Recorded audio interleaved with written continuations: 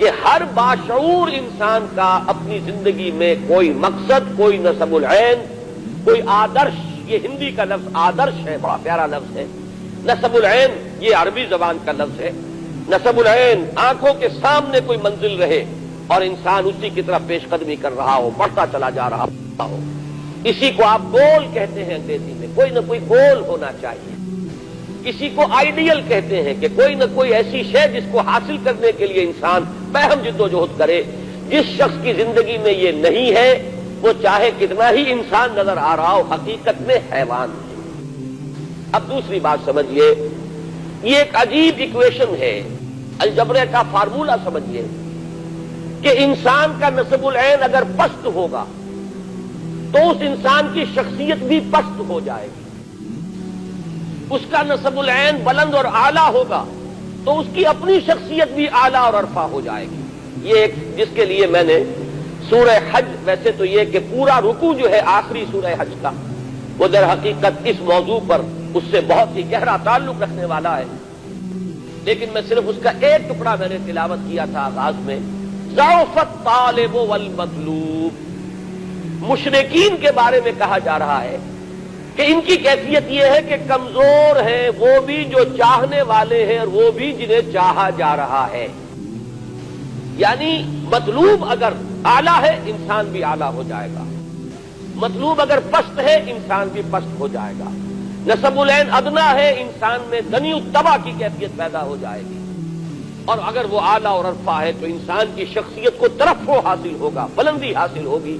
اب اس کی میں ذرا وضاحت کر دوں. دیکھیے سب سے گھٹیا نصب العین کیا ہے. جگر مراد آبادی کا بڑا پیارا مصرع ہے کہ اپنے ہی حسن کا دیوانہ بنا پھرتا ہوں. انسان اپنی ذات ہی کو نصب العین بنا لے. میرا غلبہ، میرا اقتدار، میری حکومت، میرے لیے دولت، میرے لیے عزت، میرے لیے شہرت، بس یہ حصول جو ہے اس کے لیے بھاگ دوڑ، محنت، کوشش، جد و جہد، یہ بھی ایک نصب العین ہے. آسانی سے دولت بھی حاصل نہیں ہوتی، دن رات کی محنت سے دولت ملتی ہے. آسانی سے شہرت بھی نہیں ملتی، بڑی بڑی راتوں کو جاگ کر انسان جو ہے وہ کام کرتا ہے جس سے اسے شہرت مل سکے. آسانی سے دنیا میں غلبہ بھی حاصل نہیں ہوتا. یہ چھوٹی سی کارپوریشن ہے، اس کا صدر بننے کے لیے بھی کیا پاپڑ بیلنے پڑتے ہیں، اور کوئی چھوٹا سا ملک ہو اس کا صدر یا وزیر اعظم بننے کے لیے کیسے کیسے ہفت خان طے کرنے پڑتے ہیں.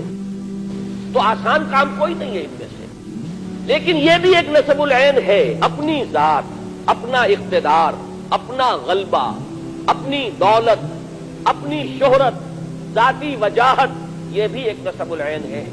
لیکن جس انسان کا یہ نصب العین ہوگا، اب آپ خود سوچ لیجئے، انتہائی دنی و طبع انسان ہوگا، انتہائی پست فطرت انسان ہوگا. وہ تو ہر معاملے میں دیکھے گا میرا مفاد کیا ہے.